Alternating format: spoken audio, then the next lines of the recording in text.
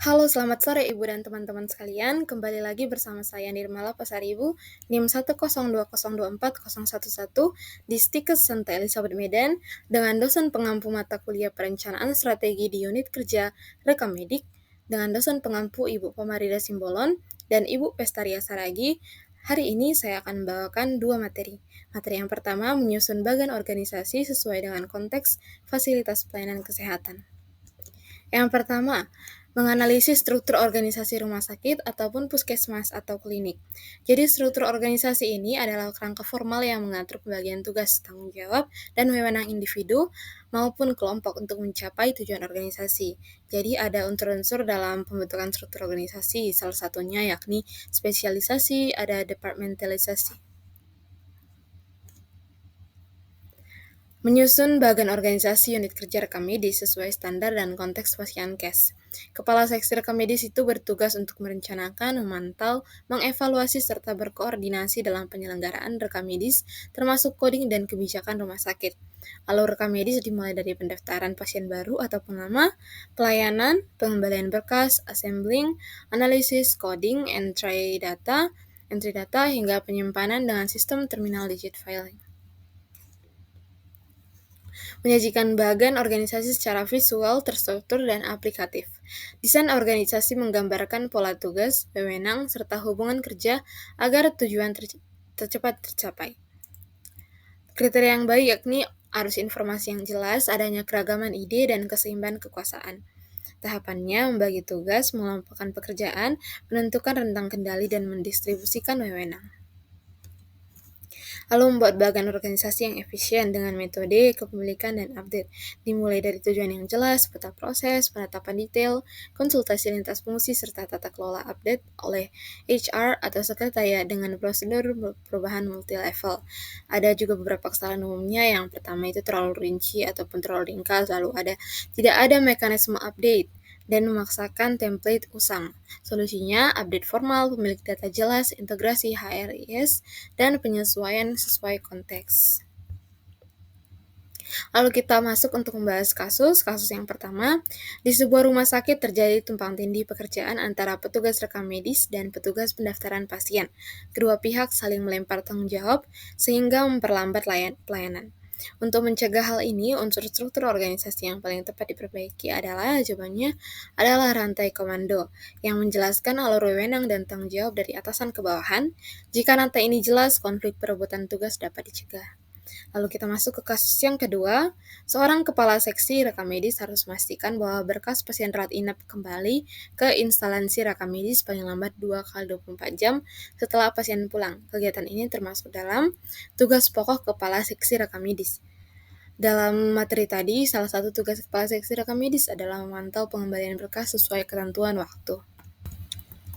Lalu kita masuk ke kasus yang ketiga. Sebuah klinik membuat bagan organisasi yang sangat rinci hingga sulit dibaca oleh staf dan jarang diperbarui. Hal ini menyebabkan ketidaksesuaian antara struktur di kertas dan kenyataan. Kesalahan utama yang dilakukan oleh klinik adalah, jawabannya dalam sini adalah tidak ada mekanisme update yang formal. Dalam materi sudah dijelaskan salah satu kesalahan umum adalah kurangnya mekanisme pembaruan sehingga bagan tidak sesuai dengan praktik. Lalu kita lanjut ke materi kita yang kedua mengenai menghubungkan teori fungsi manajemen dengan kasus nyata. Fungsi manajemen, ada POAC. Menurut George, fungsi manajemen terdiri dari yang pertama itu ada planning, perencanaan, proses menetapkan langkah untuk mencapai tujuan secara sistematis. Langkahnya analisis situasi, identifikasi masalah dan tentukan prioritas, susun tujuan dan rencana kerja operasional. Lalu organizing, pengorganisasian, yakni menyusun struktur, pembagian tugas, wewenang, dan hubungan kerja. Langkah-langkahnya memahami tujuan, identifikasi kegiatan, kelompokkan kegiatan sejenis, tetapkan tugas ataupun wewenang, tentukan SDM dan hubungan kerja. Lalu, ada yang ketiga, actuating ataupun pelaksanaan atau penggerakan, yakni upaya menggerakkan anggota organisasi agar melakukan rencana dengan motivasi, komunikasi, dan kepemimpinan. Tujuannya menciptakan kerjasama efisien, mengembangkan keterampilan staf, menumbuhkan rasa memiliki, meningkatkan motivasi, membuat organisasi menjadi dinamis. Lalu yang terakhir ada controlling, Pengawasan ataupun pengendalian, memastikan pelaksanaan sesuai dengan rencana. Tentukan standar, ukur hasil, bandingkan dengan rencana, lakukan evaluasi, dan perbaikan. Manfaatnya mengetahui pencapaian, penyimpangan, kecukupan waktu ataupun sumber daya, serta memberi penghargaan ataupun promosi.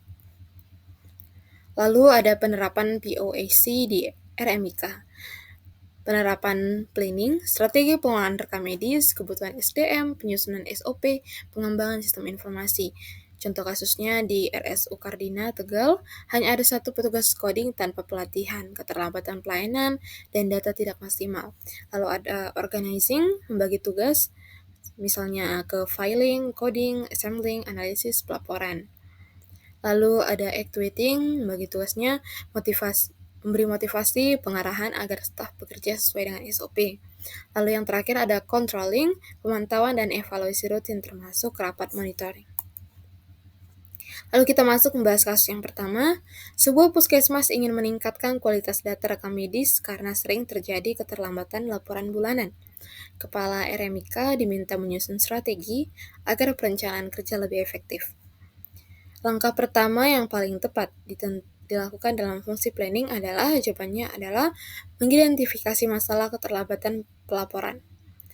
Karena fungsi planning ini diawali dengan analisis situasi dan identifikasi masalah, baru kemudian menentukan prioritas, tujuan, dan menyusun rencana kerja.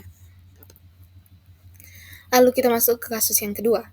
Di Rumah Sakit Umum PKU Muhammadiyah Prambanan, terdapat kendala pelaksanaan SOP karena beberapa staf belum menjalankan prosedur sesuai aturan. Apakah agar fungsi organizing berjalan optimal, tindakan manajer yang paling tepat adalah mengidentifikasi kegiatan dan mengumpulkan yang sejenis dalam satu unit kerja. Karena fungsi organizing ini menekankan pada penyusunan struktur kerja, bagian tugas, dan pengelompokan kegiatan agar jelas siapa melakukan apa. Lalu kita masuk ke kasus yang terakhir, kasus ketiga. Sebuah rumah sakit di Jakarta Selatan mengalami bor hingga 90%. Setelah menerapkan sistem bed management, manajemen ingin memastikan bahwa pelayanan sudah sesuai dengan rencana dan target mutu tercapai. Fungsi controlling yang paling tepat dilakukan adalah mengukur hasil pelaksanaan pelayanan dan membandingkan dengan standar yang ditetapkan, karena meliputi penentuan standar, pengukuran hasil, dan sebagainya. Baik, sekian materi dan kasus-kasus yang bisa saya paparkan pada hari ini. Terima kasih sudah menonton sampai akhir.